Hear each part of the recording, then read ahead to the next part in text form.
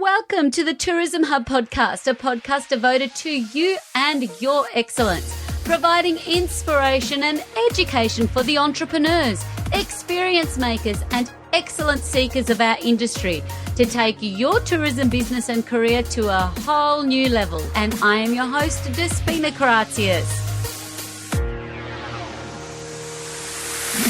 Relax.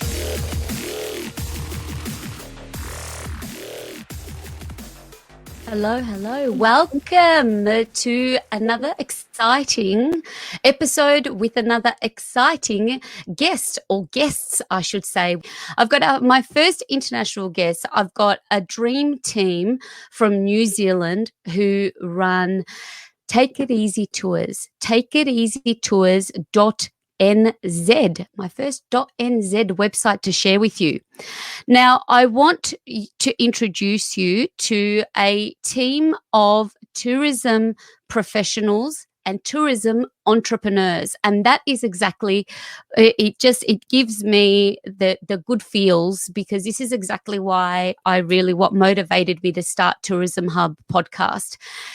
To get together with like-minded people in our industry, in Victoria and beyond the waters to New Zealand even, where we can discuss all things growth, opportunity, challenges that we've experienced. And I'm so happy and thrilled that Glenn, our lovely producer of the Tourism Hub, connected me to who, without further ado, I will introduce you to Jimmy and Jace, the tour operators behind Take It Easy Tours. Hello and welcome also to the complimenting gentleman, Glenn Allpress, who is also the marketing engine behind the dream team of Take It Easy Tours. Thank you so much for joining me on the Tourism Hub podcast.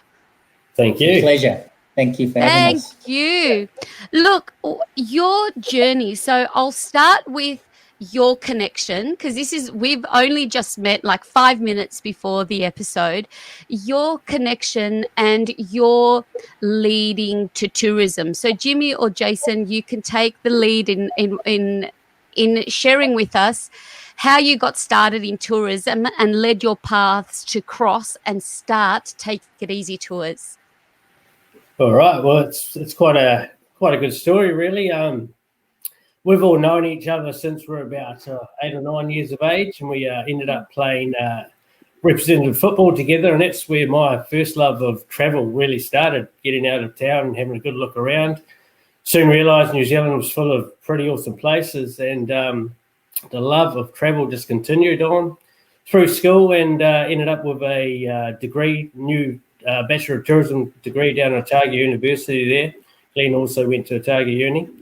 And after that, saved a bit of money, and off I went on the 6-year adventure around the world, and came back. And Jason, as I said, we've been mates since a long time. I was working back in the New Zealand travel industry, and there was a local tour company from Whanganui, where we were both from, and Glenn himself. And we always said, once that comes up for sale, we'll buy it, eh? We'll have a crack and have a look into it. And I got this phone call one day, and I was, after 5 years, been with this one company, and the question was, do you want to do it? And we didn't take long to say yes, and so we started from there, basically, getting right into it. We purchased the company. It had a good brand. It had been running for about 20 years. And we just stepped right into it. A little bit nervous, a couple of younger guys taking over an older market tourism company. But never looked back, basically. It's been 6 years now, and it's been a great journey. Oh, well done. Congratulations. So, Jimmy, you had the interest in tourism and were already working for Take It Easy Tour before you acquired it. And was it the same for Jace? No, absolutely not. So, My background is in broadcasting, so I worked for a local radio station for about 8 to 10 years, and absolutely loved it. Loved being around people, loved promoting my hometown. But Jimmy and I always just talked about going into business together. I'm not really sure why. He used to do 27-day tours of New Zealand, and then he'd come back home for 9 days. And when he was home for those 9 days, we'd quite often just kick back in the afternoon together and have a little chat and just sort of plot and plan how we were going to go into business together. So we were really fortunate that Take It Easy Tours came along. And then obviously, like Jimmy said, 6 years ago, it all started. I was lucky that I had Jimmy, who I like to think of Mr. Tourism New Zealand. So I had a wonderful teacher. And so he's just really showed me the reins, taught me how to drive a bus 6 years ago. And from there, we've just really got stuck into it and had an amazing time traveling our beautiful country and also getting overseas as well. Love it. As someone new to the industry, Jace, how did you find that comparatively from your broadcasting industry?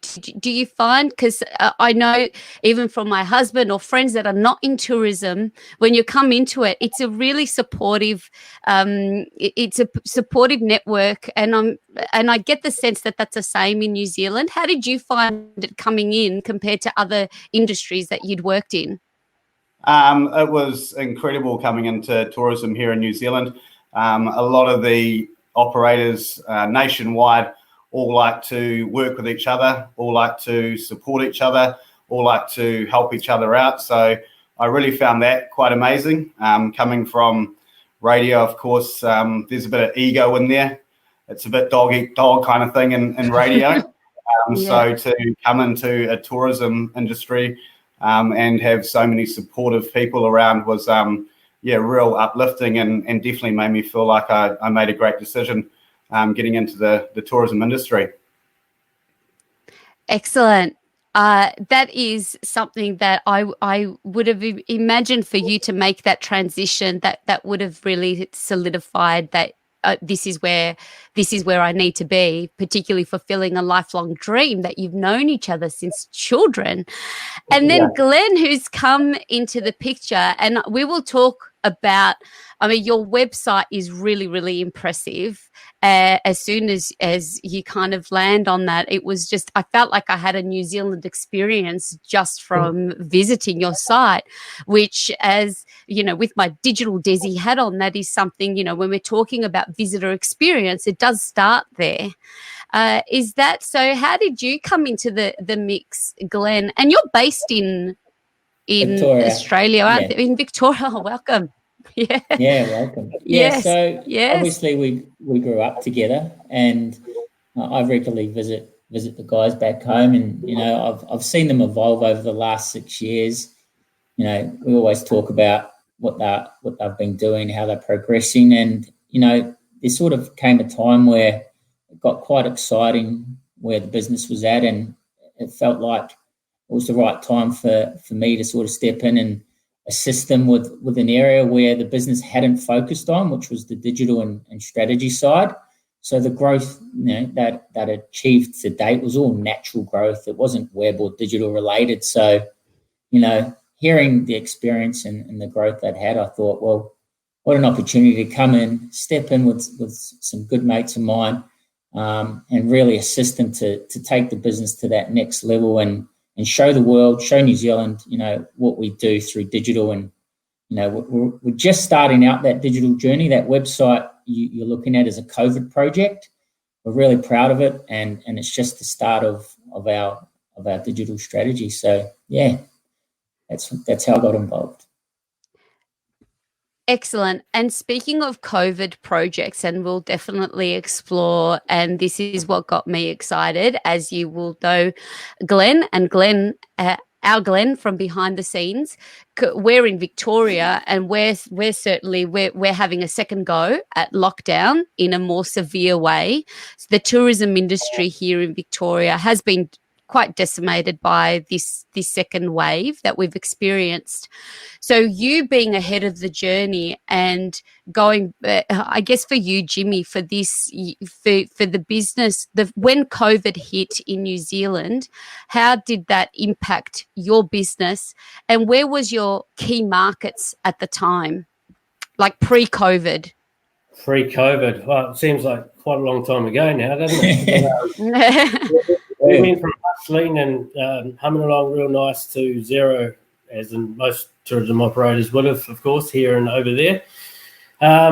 So we were mainly still doing New Zealand tours, but we had a couple of international lined up.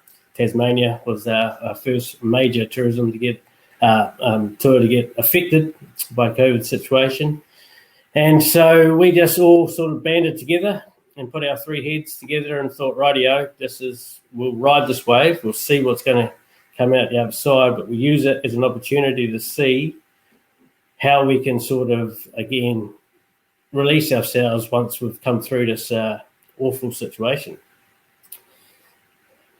And did you have a large international clientele before COVID? Like, what was the breakdown of your markets and visitors that would go on a Take It Easy tour?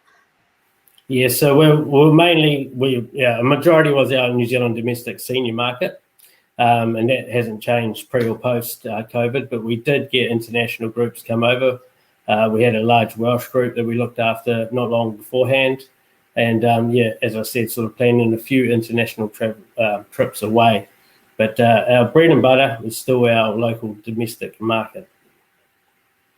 And that's excellent to hear, because for tour operators that rely on international visitors for their tours, and I know for tour operators, particularly, again, those that I know and love dearly here in Victoria that had 95% international guests that now, that's not looking too promising and need to focus on a domestic and a local market. It's really promising to see that has always been your business and your bread and butter. So there's opportunity there it's a very overused word of the pivot, but certainly to see the opportunities and use COVID downtime, as you have done with really leveling up your digital assets within your local market.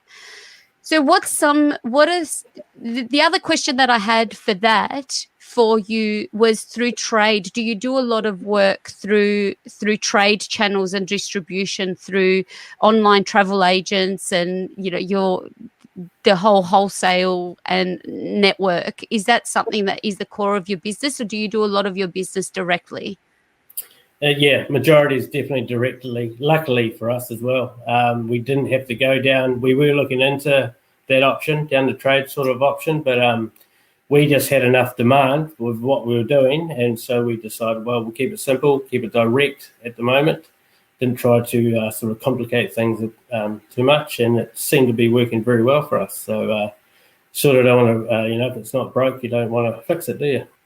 And that's it. Something else that I'm curious about when you say when it's not broken, don't fix it. When you take over an existing business that had 20 years kind of on the board, and you being there, what was the first thing that you did want to fix when you jumped on board with the team there between yourself and Jason? What were some of the changes that you did make in the business immediately and then down the track?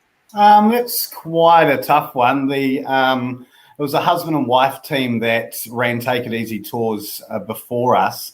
Wonderful people. Absolutely just lovely people who did a fantastic job touring around New Zealand and overseas as well with the senior market. A lot of them, they're dear friends. So once we stepped in, obviously it was very new for us. We hadn't really worked with the senior market at all before. So it was a case of sort of just learning as much as we could off the previous owners. And then probably with Jimmy's experience and the amount of travel that he's done around New Zealand, maybe just allowed us to find some different destinations and travel to a few more unique places and maybe get off the beaten track just a wee bit more. And because Jimmy had built up some really, really fantastic contacts around New Zealand, it made it a bit more accessible for us to get into some more of these out of the reach places. So maybe we made it a slightly bit more adventurous, and maybe we challenged the seniors a little bit more while still taking it easy, of course. I think that was probably one of the main things that we did was just, push the boat out a little bit more and just say, hey, look, we're young, you can trust us, just grab our hands and let's go. Off we go. Yeah. Oh, good on you guys. This is something that I think particularly now and through my own experience, we had in our ballooning journey, we had a significant Chinese market, like many businesses did in Australia, and that happened like the immediate impact of what a market that represents 50% of your business, the borders shut, they can't get into the country, that can have some dire consequences. In what you're sharing, that this has always been the case for you. Do you have a lot of your clients coming back to experience the different tours that you have on offer? Yeah, that's totally it. So we're very, very lucky, have a very, very loyal, we don't really want to call them customer base because they're really like our family or like our friends now. But we're lucky we get a lot of repeat business. And of course, then they like to tell some of their friends and family that may be from outside of town. So it's sort of, we've been lucky where it's just sort of naturally grown for us through word of mouth. I think the main struggle is making sure that we can keep finding new places and new destinations to go while we're stuck here in New Zealand, so we can keep showing people other interesting parts of the country. So good. And when you relaunched and when you came back out of your first and only lockdown, and hopefully it stays like that for you, that you don't get to experience, and hopefully Victorians don't get to experience the third time. But what were some COVID changes that you made in your tour, in your operation? Were there some things that you now do differently as a result of this pandemic that we're experiencing?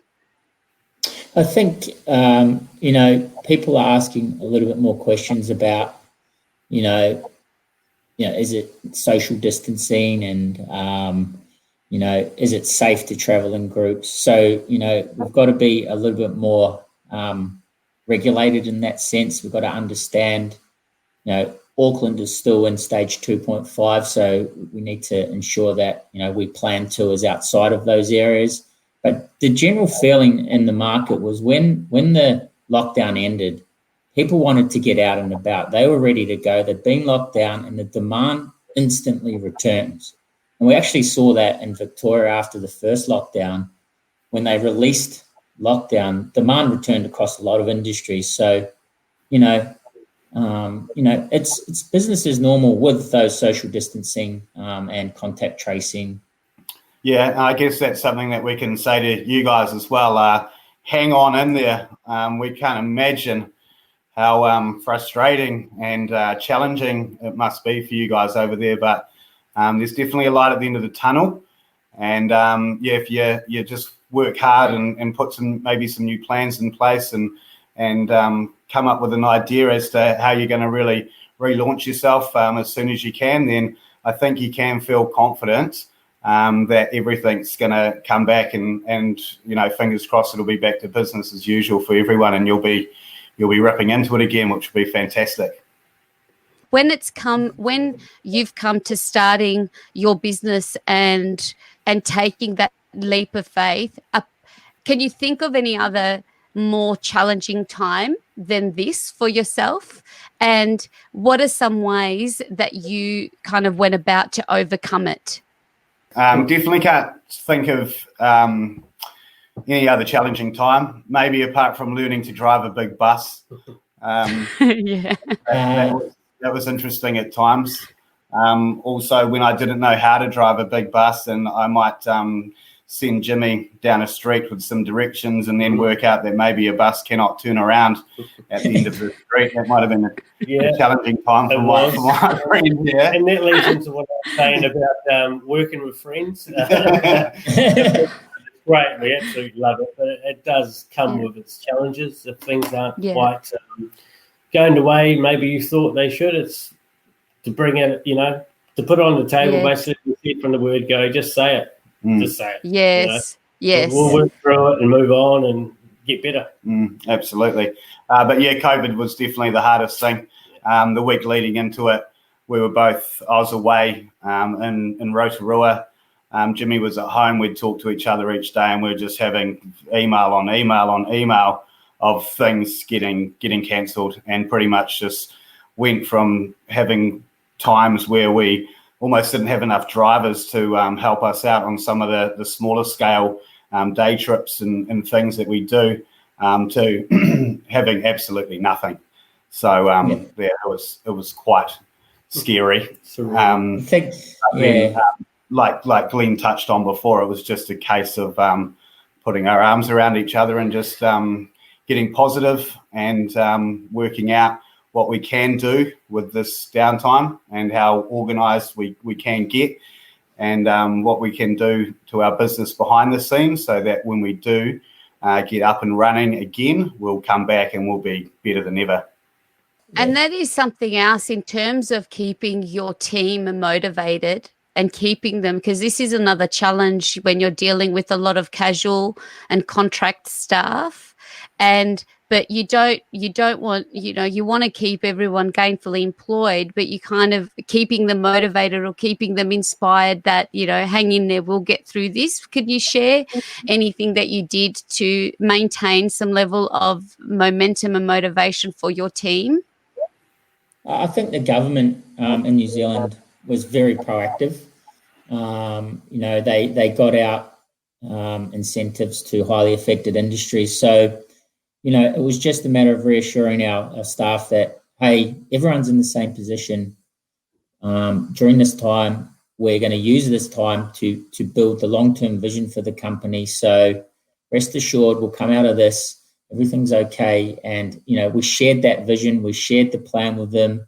We shared the new digital marketing strategies and sort of get everyone on board that company vision. And then when the market comes back and they start seeing things come to life, like, the new website, the new tours we're running, the new Christmas parties we're running, they're like, oh yeah, that's it. It's all coming together. And, the wheels just turn and get going again. So going back to the same thing that Jimmy was saying, that whether it's in partnership in your, between the two of you or three of you, as well as your team, just being transparent and keeping the communication always open is really, really important. Don't suffer alone, or don't hide from the reality of what's happening either.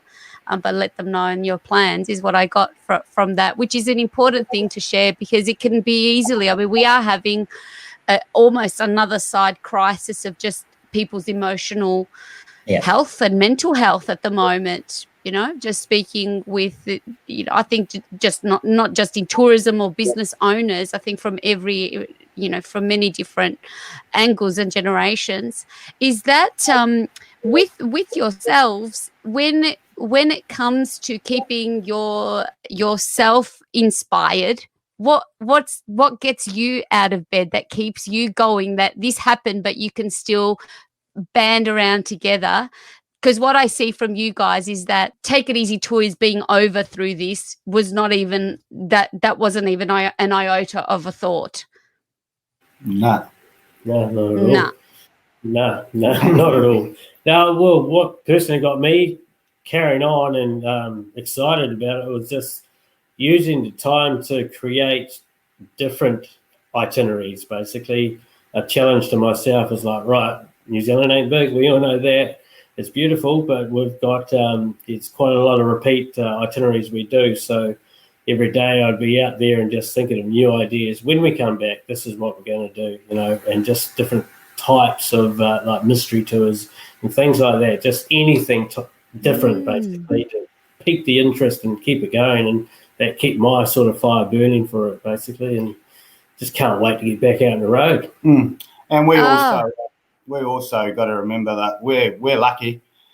We get to travel around New Zealand and overseas, but particularly around New Zealand, which is our home, our backyard. We love it.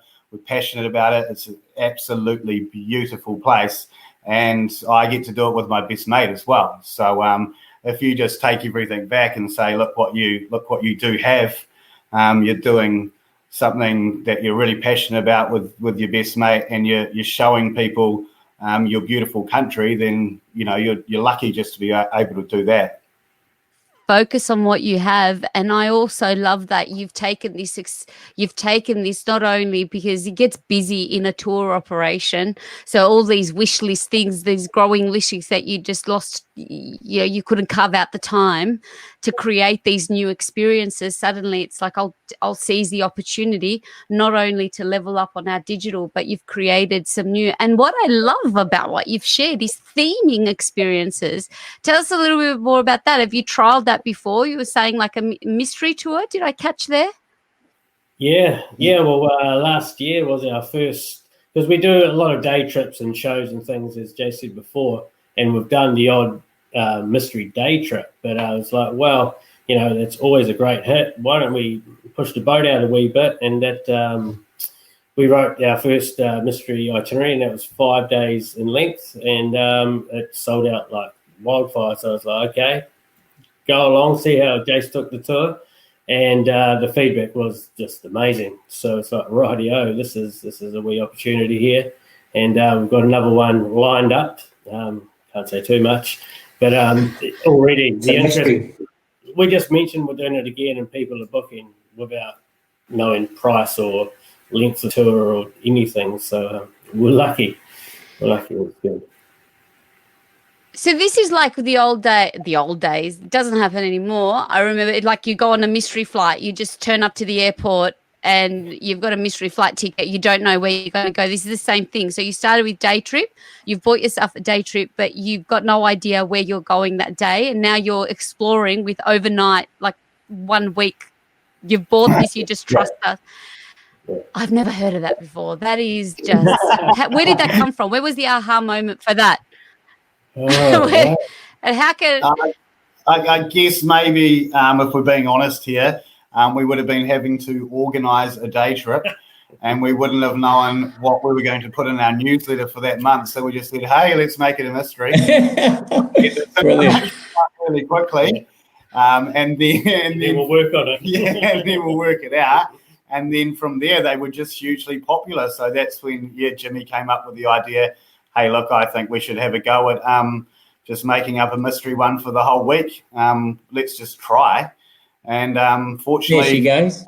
It worked out well. So, we did it last year, and now we've got this one that's on the screen coming up next March. So it'll be exciting times, and I can tell you that where we are going is really, really exciting, and some places that certainly we haven't been to before. So, and I don't think many people in New Zealand would have been to before to some of these destinations. So you're really looking forward to it. It should be great.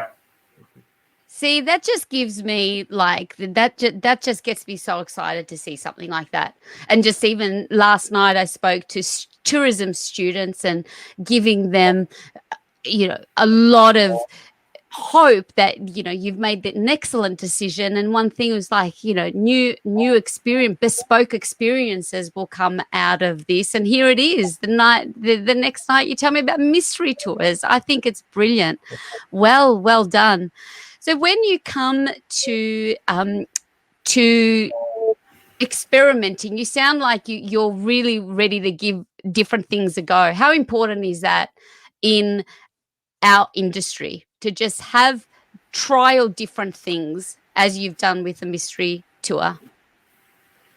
Well, yeah, I think it's very important basically to stay ahead of the game. It's just like Australia, there's a lot of competition out there between companies, friendly competition, of course, especially in a senior market here. There's a lot of good other companies out there, and we're all writing good itineraries, but we're trying to be sort of ahead of each other, and I believe we're getting there quite regularly. It's with the mystery, it just gave me an opportunity to really try different things, and the feedback, as I said from the first one, they talk to their friends, and now their friends are demanding that we run that as a tour, just not a mystery. Now we know where we're going, but we want to do it type of thing. So just staying ahead of the game, basically, try new things. You have to keep it fresh, keep it interesting. And listen to your customers.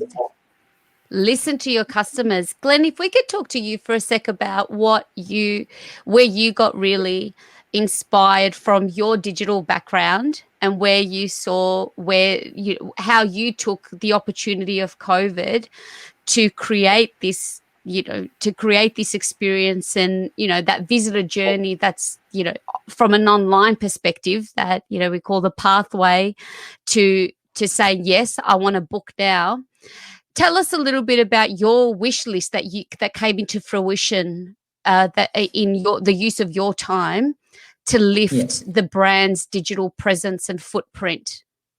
I think the brand itself, the guys are who they say they are. They're great blokes. The tours, they take it easy, and the tours are family oriented, like a family feeling. So I think that wasn't reflected on the old website, and taking the quality of what they do and trying to bring that to life was the key objective on the new website, because the product the guys have is great, and the website needed to portray that. So we try to personalise the USPs of the company to be consistent with the guys' values.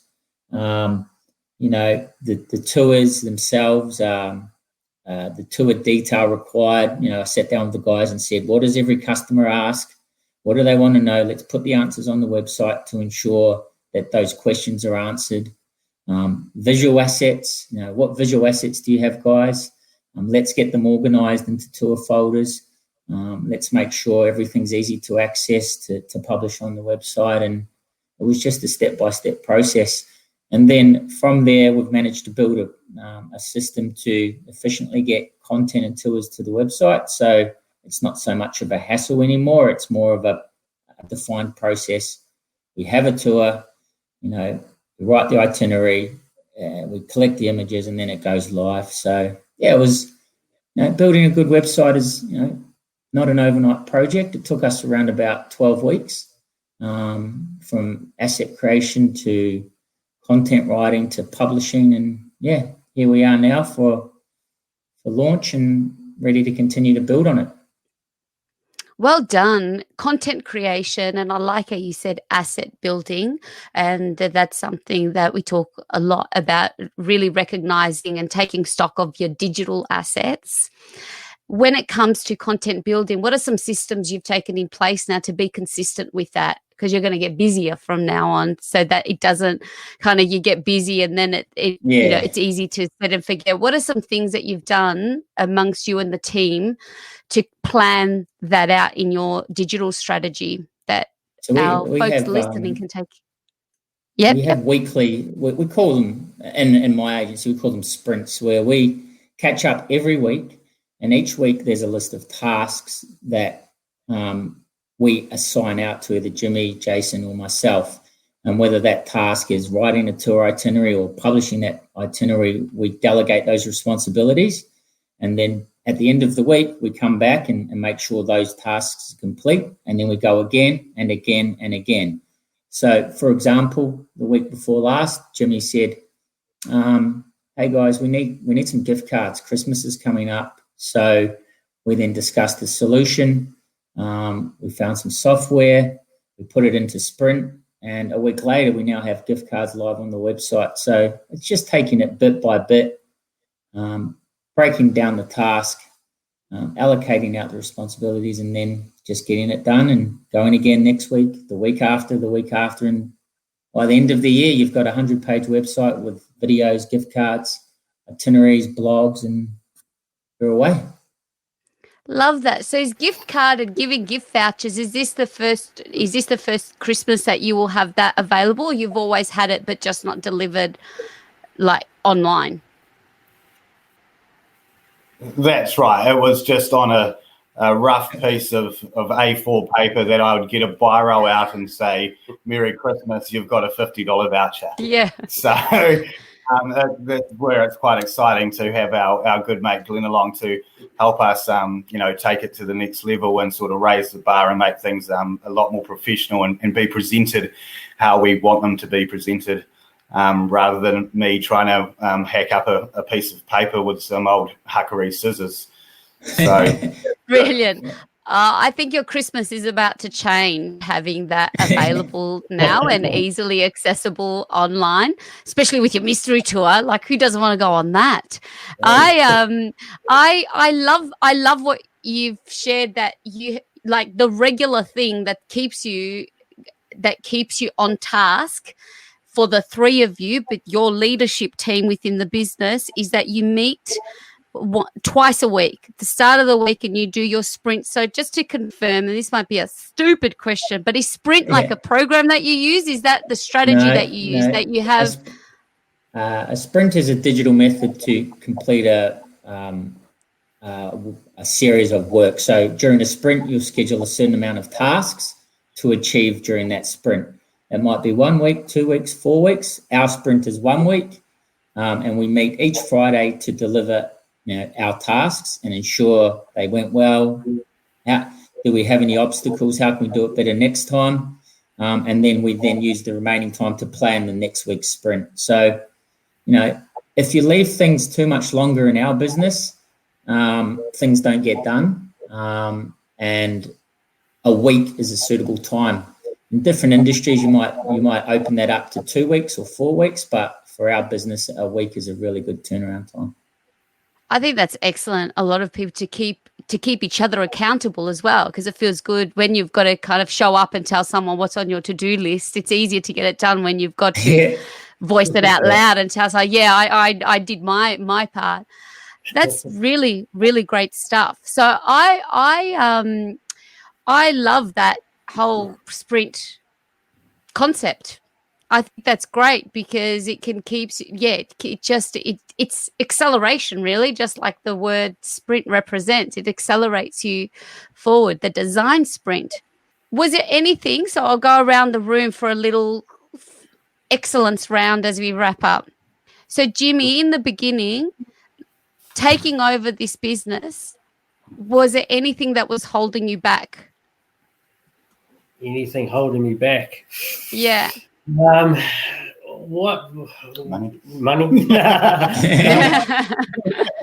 I knew, of course, there was a different market that I was about to enter. I started guiding over in Europe. I'm doing party festival tours, the Oktoberfest, Pamplona, what have you. Then I came back to an adventure tour company in New Zealand doing camping tours. So that was hosting younger sort of internationals from all walks of life. And then it's like, wow, okay, this is going to be a bit different. The pace is going to slow down a wee bit. And, you're going to know a lot of these people, and they're going to know your parents and your grandparents, and you're going to need to be nice and sharp. And then I was creating in my brain, I'm used to running young people sort of itineraries and things like that, and just wasn't holding me back, but it was just a bit of a sort of a thought in the back of the head. It was a little concerning how that jump was going to be made, but the confidence came pretty early with the great feedback since we started, and our lovely seniors, we call them sometimes, they loved having us on board. They felt safe. We got their confidence nice and early. And there's just no looking back, really. Once we knew we were all good to go, we were off. And and here we are today. So good. Did it take a lot of convincing for you, Jason, to jump on board, or was it like a say yes and we'll work out how as we go? No, I was in straight away. When, like Jimmy mentioned before, when he was doing his 27-day trips with that younger market, he'd have to come home for the 9 days in between to see his mum and give her a hug. And that's when we would chat about going into business together. And we had a little notebook where we scribbled all sorts of plans and aspirations and silly things after a couple of beers on that piece of paper. And the Take It Easy tours was on the very first page. So when the opportunity came, it was just like, let's go for it. I'm keen. Let's have a crack. You know, it's a testament. Having a vision, having a goal, having the dream, it all, like, if it's not there in the first place, how could it ever evolve? And to just see this play out in your journey is a really wonderful story. And I'm so thrilled to be chatting with you guys. Glenn, was it the same for you? Was there anything holding you back when it was kind of like the buddies have tapped you on the shoulder, or you're watching this evolve? I guess you kind of saw it from afar as well as up close, the growth and the next level that they were taking the tour company. Yeah, I think, like I said before, the guys grew because of the product they deliver, and their personalities are exceptional, and it was natural growth, and that's what excited me, is that these guys can grow this quick and do such a good job without sort of that digital background, and that's what excited me. And the passion they have for their customers and the experiences they give to the market they service, it's honestly, you know, it brings a little tear in my eye sometimes when you watch some of the video footage. You'll see some of the photos of the people, and they're staring out at the water or the nature, and you just think you guys have delivered a real gift to these people, and, you know, I want to be involved in that. And off we went. Off we go. I'll start with you, Glenn. What's some of the best advice you've ever received in business or otherwise? I'd say 2 bits of advice. One for salespeople is, on the first day of your job, make sure you look at the sales board and look at the person at the top and set your desk up next to them. And the second piece of advice is understand your cash flow numbers.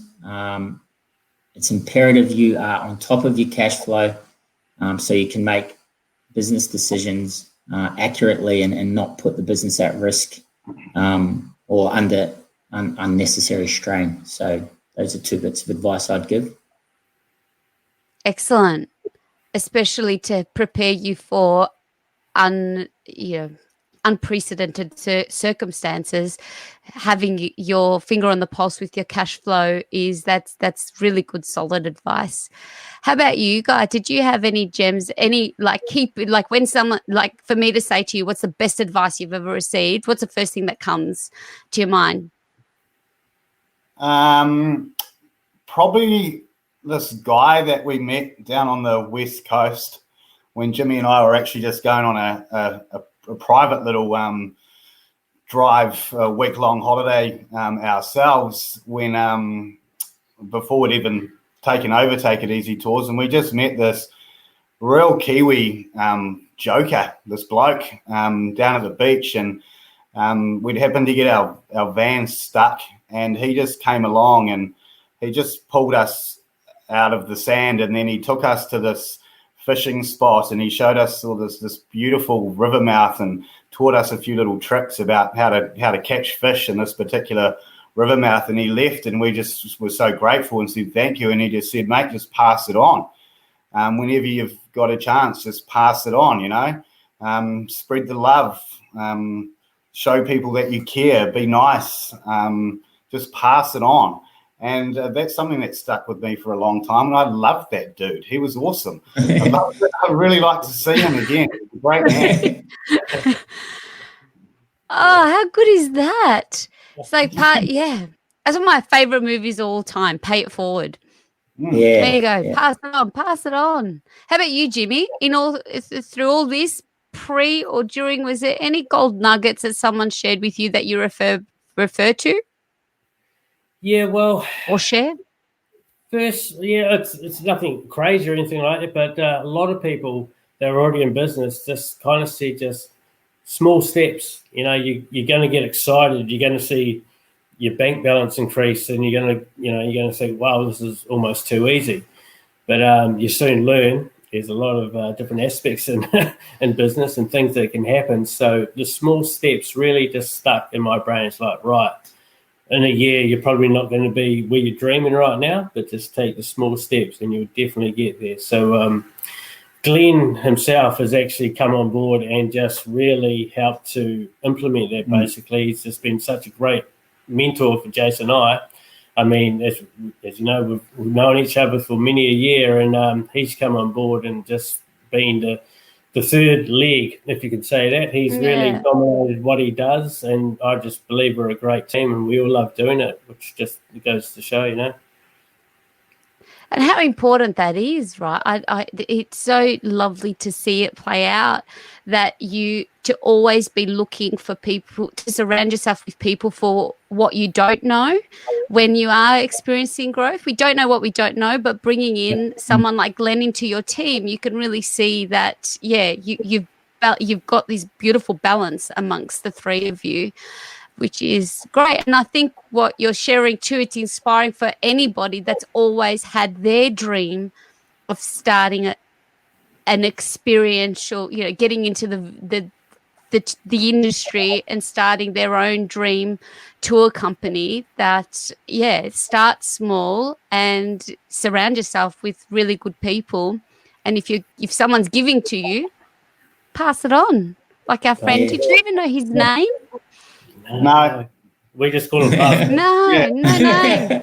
But brilliant. I think the wonderful thing about your market too, you'll always be, because it's always lovely to be surrounded by elders, like not as seniors, that they would bring such a wealth of experience and advice every single day. Like, you must always be surrounded by nuggets like that from people that have kind of had a full life and now enjoying it, doing things like, doing a mystery tour and doing, traveling around their own backyard.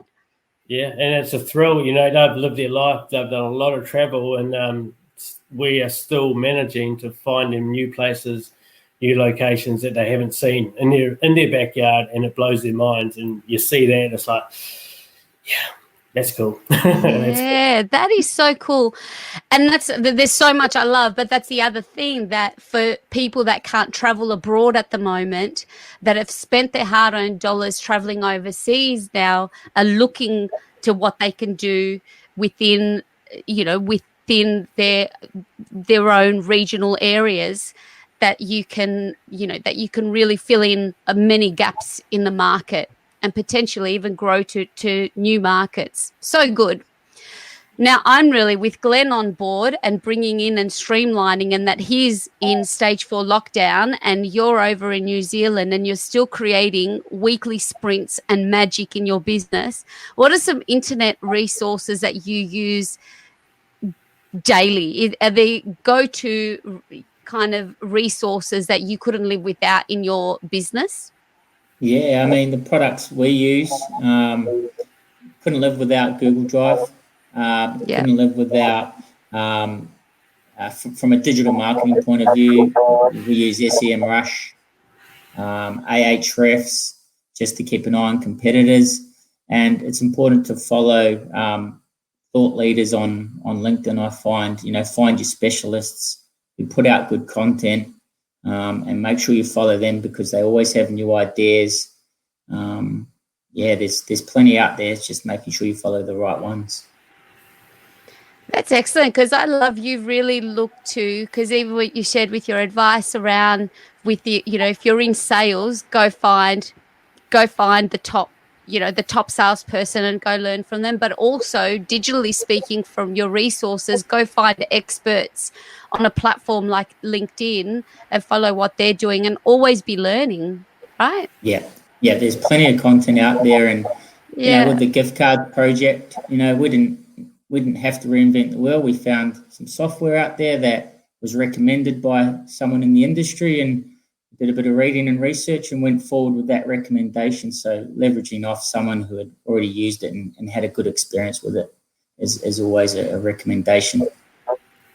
That's another great thing, because booking systems is something I can run full day-long training on booking systems, and operators sharing what's good, what's bad. With your booking system, you haven't gone and tried to tag on your gift card experience. You've just gone and look, what's the best just for gift card solution that I can add to our experience.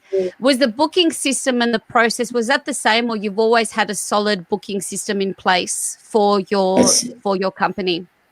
That's a more a work in progress. Look, I think you got to be realistic with budgets and technology.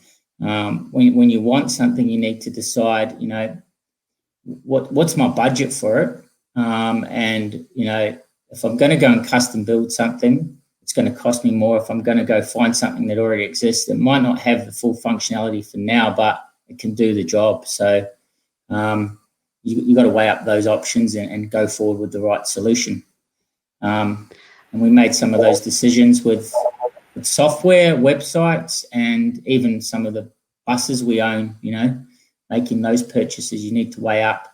Do you finance it? How is it going to work into cash flow and things like that?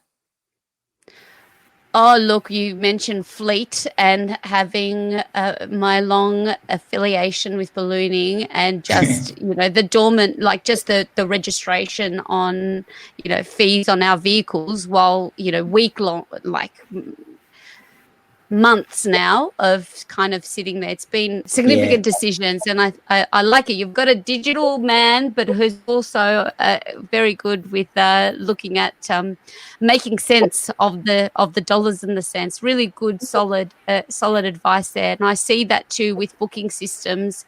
It is you have to take your time in your research there, because even if you're buying something off the shelf, if it doesn't meet your needs, you could be losing more money than what you think that you're saving in some instances. Yeah. So good. Now, are you guys so we've talked about internet resources, a book, is there a book that you could share to our listeners that has made a profound difference in your lives? Is there a book that you could share? I'll have a crack. I like to read. I can't say I read a huge amount, but I do like to read, and I'm always fascinated in more sort of life stories, autobiographies, that sort of thing. So if we're thinking about tourism, there's a great book that you could read called Only Two Seats Left, and it's by John Anderson, and he is a Kiwi bloke who actually started Contiki over in the UK. So a real interesting read, unbelievable entrepreneur, had some incredible highs and some massive lows as well. So it does teach you a few good lessons in business. There it is there. But yeah, that's a fascinating read and a book that I did really enjoy. So good. I'm getting that tonight on the Kindle. Only 2 shifts left. Thank you, Jason. Any books you could recommend? Glenn or Jimmy? My book reading is blogs and followers, guys. So yes, that's my space. I'm a digital man. Who's your go-to leading digital person that you really have? Who is someone that we should look to for some digital inspiration? Glenn? Historically, I followed Matt Cutts from Google. He's a leader in SEO, and if you want the facts about SEO and search engine optimization, he's your go-to man. And I also follow some different business leaders out there, more active business owners in Melbourne who own multiple agencies, and follow them on LinkedIn. So that's my man Matt Cutts right there. Matt Cutts. Well, you're my three main men right now. You've given me so many wonderful insights and have been so wonderfully sharing with your experience. And I think you've always ran your business in the way that a lot of tourism operators right now that relied on inbound tourism are aiming to be for the next little while. So they many of myself included have taken a lot of gold nuggets from you, particularly around anything from trying new things. I mean, creating new, don't rely dormant on your signature tours, like always be creating and sharing new experiences. I love that you really look after. I mean, you had to catch yourself out that you don't even feel congruent calling your customers, your customers. You like, it's even like, it feels weird even calling them your customers, and that really comes across. I really love that they're part of the Take It Easy Tour family just as much as you are. And also, I mean, the big one was your weekly sprints, just keeping yourselves on your A game to keep propelling yourselves forward, the way that you engage and communicate amongst each other. Really good stuff. Congratulations. I thank you so much for joining me. And to stay connected with you, is it okay? We'll put in the show notes your LinkedIn profiles and definitely all your socials and that beautiful website that will give many other tour operators some website envy, let me tell you. It's great. Yeah, no problem. Thank you for having us. Yeah, that's absolutely fine. And yeah, thank you very much. This is the first time for Jimmy and I to be a part of a podcast, and it's neat to talk to our friends over in Australia. So rest assured, when we do get over to Australia, we'll come see you in Melbourne, and we'll definitely be jumping on a hot air balloon. And likewise, making their way over to New Zealand. Don't be afraid to get in touch with us. We'd love to meet you and show you around. And again, thanks very much for having us. Thank you so much. Especially that I have a feeling we'll be our own little bubble. I think when international first opens, that the first international market will be New Zealand and Australia for each other. So I'll definitely can't wait to put New Zealand on the map to come over and visit myself.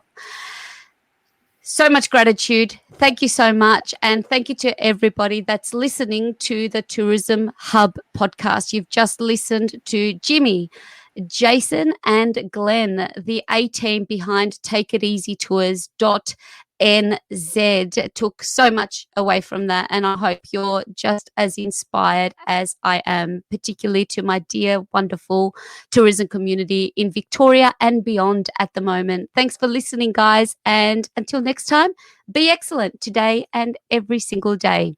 Thanks so much. Bye for now. Thanks again for joining us on the Tourism Hub podcast. If you found this podcast valuable, it will mean the world to give us a review on Apple iTunes. We're also live here every Saturday at 2 p.m. across all the Institute of Excellence Facebook and YouTube channels.